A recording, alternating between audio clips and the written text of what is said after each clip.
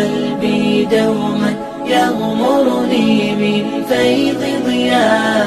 آيات المولى تدفعني نحو العليا. بسم الله الرحمن الرحيم. الحمد لله والصلاة والسلام على رسول الله وعلى آله وأصحابه أجمعين. لسم نمبر قانون ترازو په قرآن کریم کې په ځینې ځایونو کې سکته لیکل شوی وي. دا په دې معنا چې دلته لږ غوندې درېدل پکار دي. د غریب سکته معنا کوي نه، خو موږ خو انشاءالله سکته پیژنو. سکته چې شته وایي دلته وایي چې د لږ غوندې ودرېدلو ته وایي، خو سا به نه ماتوئ او نور ټولې قاعدې پکې د وقف جاري کیږي. ځکه د وقف د سکتې ترمنځ فرق هم دا ده. وقف کې چې دی نو قطع الصوت مع النفس ده. قطع الصوت مع النفس، آواز او سا دواړه قطع کول. دوهم شی پکې و اسکان المتحرک ان کان متحرکا. دا د وقف تعریف ده. نو دلته په سکته کې څه شی ده؟ دلته یوازې قطع الصوت ده مع جریان النفس. آلته څه شی ده؟ مع النفس ده، او دلته جریان نفس ده. نو وقف کې به سا او آواز دواړه قطع کوي، او په سکته کې به آواز قطع کیږي او د سا جاری ساتلو سره به ما بعد کلام بیرته شروع کیږي. لږ غوندې مکس او لږ غوندې وخت اخیستلو ته دا چې لږ د آواز قطع کیږي او سا جاری کیږي، دغه لږ غوندې چې ته پکې توقف کوې نو دغه ته ویل کیږي سکته. لکه دلته مثال کې راغلی ده سوره قیامه کې وقیل من راق. دلته اوس وقیل من راق دا سکته ده. خو که چېرته سکته نه کېږي نو د نون ساکن نه وروسته دلته څه راغلی؟ راغلی. نو یرملون قاعده مطابق بیا دلته من د ادغام په را کې، خو دلته ادغام بیا نه کېږي. ادغام ځکه نه کېږي چې د ادغام په مقابل کې دلته بله قاعده راغلی ده. څه شی ده هغه؟ سکته راغلی ده. دا موږ تاسو مخکې هم ویلي وو، نو تفصیل کې انشاءالله دا خبره ذکر شوې وه. نو ځکه بیا دلته ادغام ونه شو. همدارنګه وایي په بله کلمه ده په صورت کهف کې عوجا قیمه. که په عوجن باندې وقف ونه کړي او له ما بعد سره یو ځای ولولي نو په دې صورت کې بیا اخفا نه کېږي. اوس که ظاهرا څوک کېدای شي دا وایي چې عوجن کې تنوین ده او تنوین نه وروسته قاف ده او قاف ده اخفا حرف ده. نو د وصل په صورت کې دلته څه شی پکار ده؟ دلته اخفا نه کېږي. اخفا دلته نه کېږي، بلکې دلته سکته چې دی نو عوجا قیما لینذر.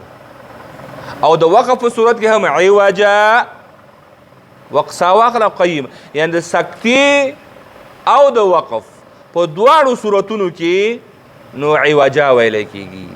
یو غلط فهمي ځینې خلکو په منځ کې شته، هغې د سکتې په وخت عوجن وایي. ځینې قرا حضرات دي هغې عوجن وایي، نو دا غلط تلفظ ده، داسې دې نه کوي. صحیح ده؟ د زور تنوین په الف باندې بدلیږي، او په سکته کې په ټول قرآن کریم کې د امام حفظ رحمه الله په نظر باندې همدغه څلور سکتې دي. د عوجن تنوین په څه شي بدلیږي؟ په الف باندې بدلیږي. تنوین یې په الف باندې بدلیږي. او د امام حفظ رحمه الله په نظر باندې سکتې څو دي؟ څلور. یو چې دی نو اولنی همدغه عوجن قیمه ده، دوهم په صورت یاسین کې من مرقدنا هذا، او دریم په صورت قیامه کې وقیل من راق، او څلورم کلا بل رانا. صحیح شو؟ دغه څلور سکتې دي، او په دې څلورو سکتو باندې سکته کول لازمي ده او ځینې ورته واجب هم وایي. دریم په صورت یاسین کې من مرقدنا هذا ده، چې دلته هم الف سکته کې چې کله له مابع سره یو ځای ولوستل شي نو یو ځای لوستل کېږي نو دا هغې ختمیږي، څه ورته الف یې ختمیږي. نو څلورمه سکته په صورت مطففین کې ده کلا بل په ساکن لام، پرته له دې چې په صورت فاتحه او داسې نور ځایونو کې سکته نشته. یعنی یو هغه پکې داسې هم دا کېدای شي چې فواید مکیه کې یا په معلم تجوید کې انشاءالله مخې ته راشي، یو لکه د بوف په نوم باندې یو قاعده دلته مخکې تېره شوه که نه، یو ځای ذکر راغلی و. د بوف د قاعدې مطابق څه قواعد نور هم خلکو جوړ کړي وو. د هغې د جملې نه یو هغه ده چې هغې لیکلي چې په الحمدو کې 7 سکتې دي.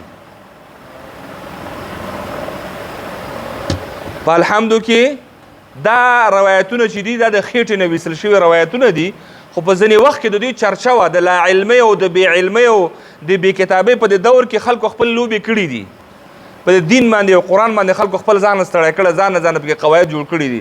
لله الحمد اوس په دې زمانه کې دا اوس دا بدعات چې را روان دي ګوره دا اوس نه جوړېږي. دا کوم خرافات چې را روان دي زموږ ستاسو په دې جامعه کې دا پخوا نه را روان دي، ځکه پخوا علم نه و.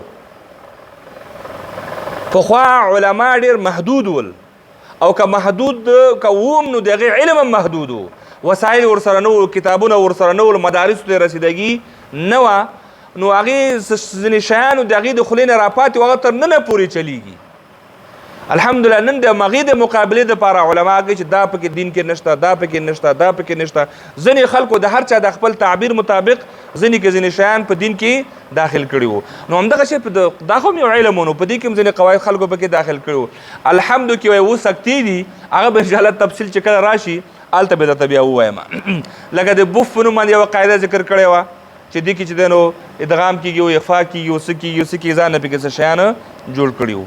دلته همدا خبره کوي چې نو دې کې خو همدغه څلور سختي دي، په صورت فاتحه کې نورې سختې نشته. دا اشارې مغې ته کړې ده، خو تفصیل یې نه ده بیان کړی، تفصیل به انشاءالله پر روانو درسونو کې بیا راشي.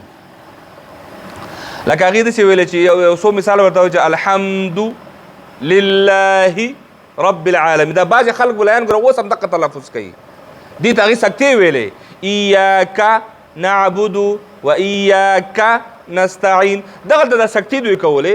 نو دا وایي دا سکتې دي، دا په کار ده، دا دې ځان نه جوړې کړې وې. او اوس ځینې خلک کېدای شي په دې نه پوهېږي دلته سکته ده او نکته، خو ځینې خلکو تلفظ همداسې جوړ شوی دی، همداسې وایي الحمد لله رب العالمین ایاک نعبد و ایاک نستعین، داسې یو شی وایي. 11 نمبر قانون ترازو په قرآن کریم کې چې چیرته پیښ راشي نو هغه د معروف واو په شان تلفظ کوئ. معروف واو یعنی په پیش کې د پیش ادا کولو طریقه موږ تاسو ویلې وه چې پیش ادا کیږي د دواړو شونډو د راغونډېدو نه او د راویستو نه. که چېرته په پیش کې شونډې راونوځي نو په دې باندې پوه شه چې پیش څنګه ادا شو، غلط ادا شو. او که زبر کې خوله خلاصه نه وي، آواز پرانستی نه وي، نو زبر به څه شی وي، غلط وي.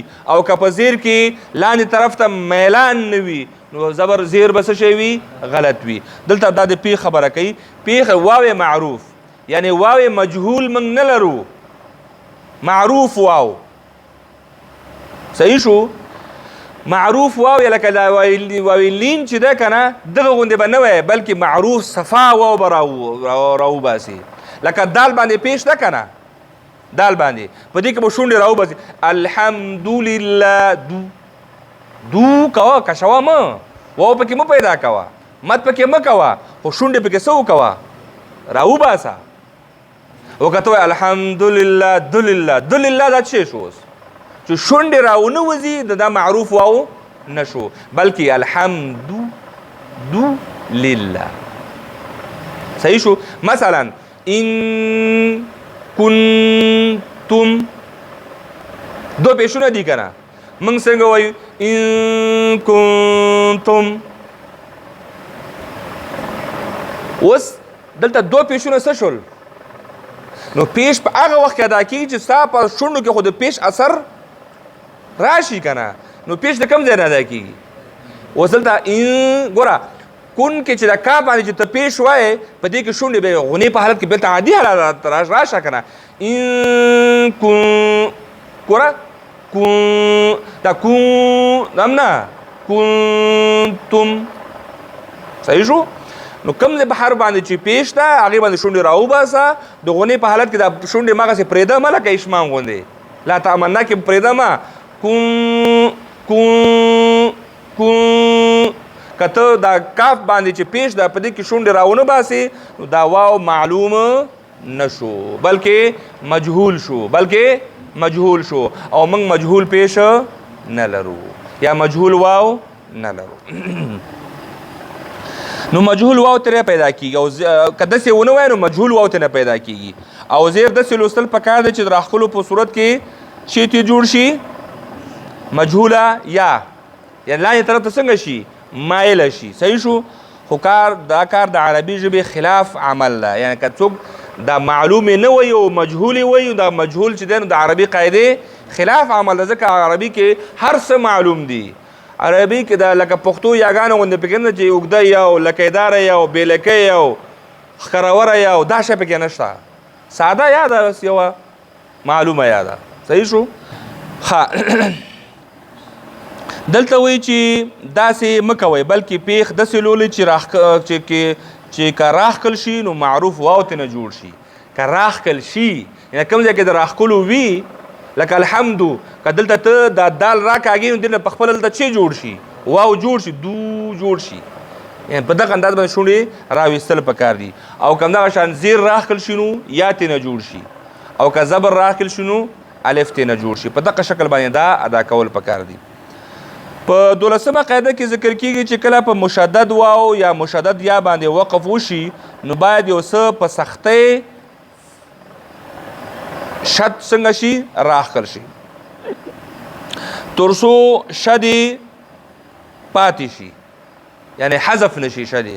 لکه عدوون چې کله موږ وایو عدو نه عدو، لږ سختي پکار ده تر څو د واو دغه تشدید څنګه شي؟ پاتې شي. یا مثلا موږ وایو علی النبي، علی النبي نه علی النبي، علی النبي. صحیح ده چې دا یا ساکنه ده خو مشدده خو ده که تی ساکنه د وقف د وجې نه. نو علی النبي، علی النبي خورینګې مه وایه، نبي. لږ ورته څه وکړه؟ زور ورته ورکول پکار دي. که زور ورنه کړي دا تشدید څه کېږي؟ ختمیږي. 14مه قاعده کې وایي چې په سورت یوسف کې راغلي دي ولیکونم من الصاغرین، یا په سورت اعراف کې راغلي لنسفعا بالناصیه. نو دا دو کلمات دی وایي تنوین د دواړه. نو هلته تنوین نه وروسته میم راغلی او دلته د تنوین نه وروسته با راغلی. نو که چېرته په دغه کلماتو باندې لنسفعا وقف وکړي نو الف سره به یې وایي لنسفعا. څه به وایي؟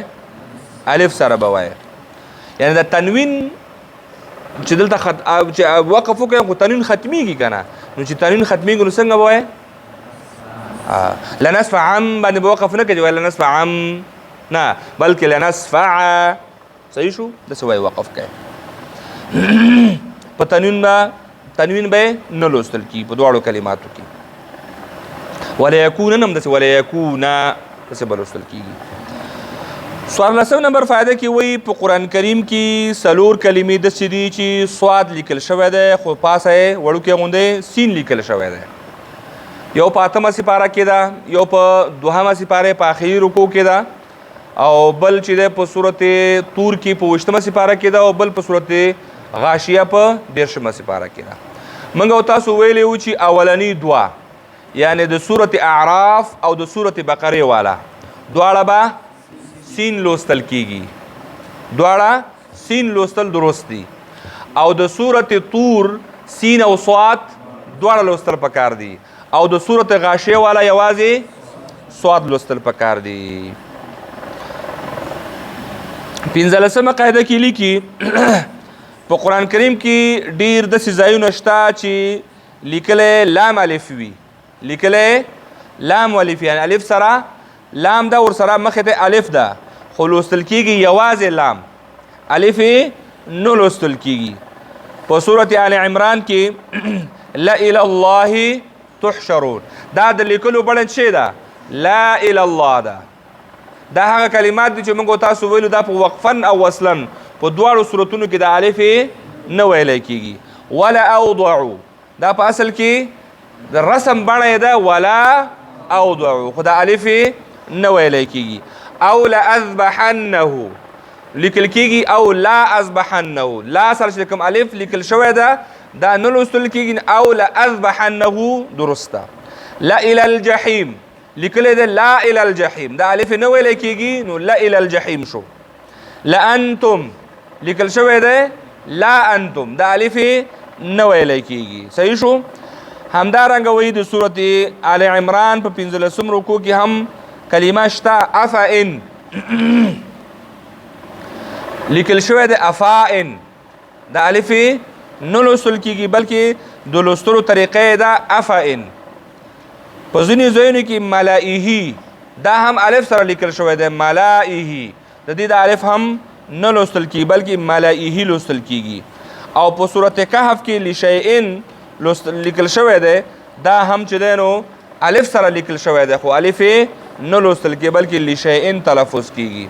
او په ځینې ځایونو کې نبأ نو دا نبا لیکل شوی دی، د الف نه تلفظ کیږي بلکې نبأ تلفظ کیږي.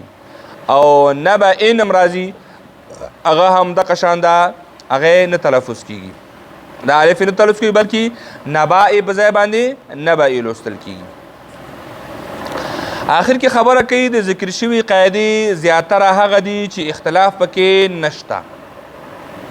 دغه قواعد چې وایي موږ ذکر کړ په دوی کې اختلاف نشته. ما په دې کې مصنف رحمه الله وایي، مصنف څوک د دې کتاب؟ حکیم الامت علامه اشرف علي تهانوي رحمه الله. هغه وایي چې ما په دې کې د امام حفص رحمه الله قواعد لیکلي دي، یعنی په هغه قواعدو باندې چې امام حفص ور باندې ولاړ ده. امام حفص چې دی نو خپلو شاګردانو ته ښودلی د هغه قواعدو په اساس مې دا کړي دي. همدې امام په روایت موږ قرآن کریم تلاوت کوو، هغه قرآن کریم زده کړی دی د امام عاصم څخه. شجره یې بیانوي د امام حفص رحمه الله استاد څوک و؟ امام عاصم. امام عاصم مستقیما تابعیو،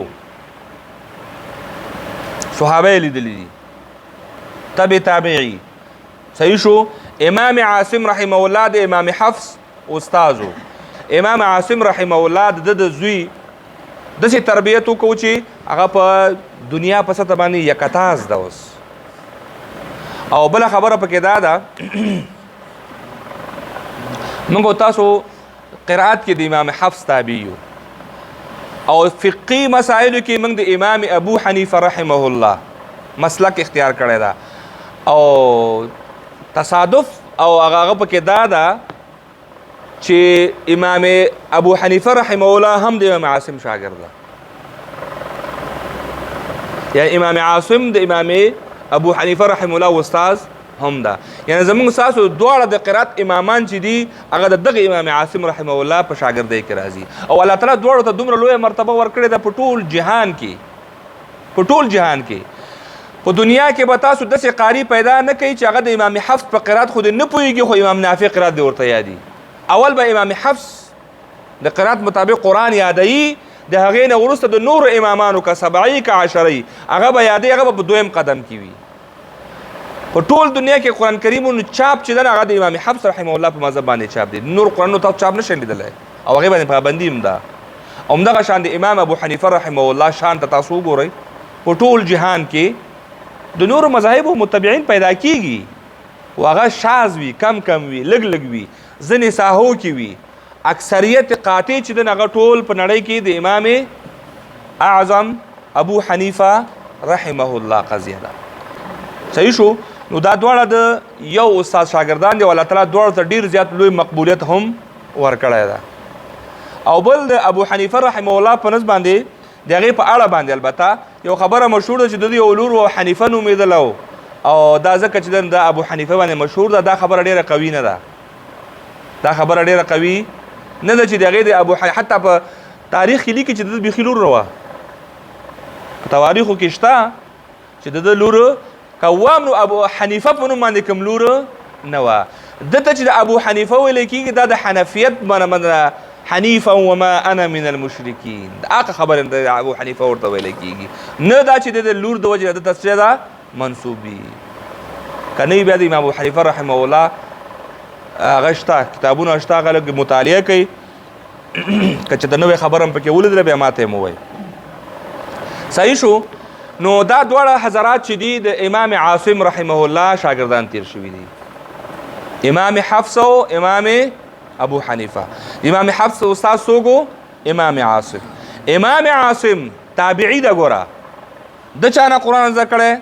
زر بن حبیش اسدي.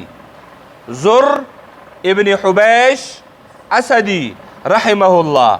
او عبد الله بن حبيب سلمي یا سلمي دواړه تلفظ شوي دي رحمه الله. دا دواړه د امام عاصم استادان وو.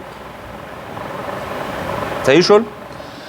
دی حضراتو زر او عبد الله بن حبيب، زر بن حبيش او عبد الله بن حبيب السلمي، دی دواړو چا نه زده کړی؟ جلیل القدر صحابه، عثمان بن عفان، علي بن ابي طالب، زيد بن ثابت، عبد الله بن مسعود او ابي بن كعب رضوان الله تعالى عليهم اجمعين. دی دغه څلورو صحابهونه قرآن زده کړی او دی څلورو وړو حضراتو چا نه زده کړی؟ زموږ استاسو د سترګو تور مشفق امه جناب حضرت محمد مصطفی صلی الله علیه وسلم. صلی الله به تاسو غوندې خلک وینو زوره وای مړه صلی الله علیه، بیا وای صلی الله علیه وسلم، بیا وای یو ځل. یو حدیث کې راځي هغه انسان نه بخیل سړی بل نشته چې د رسول الله نوم ورته زده شي مخې ته او دی ورباندې درود ونه وایي. نو بخیلانو کې ځان مه راولئ، سخیانو کې ځان راولئ. وصلی الله تعالی علی خیر خلقه محمد وعلى آله وأصحابه أجمعين.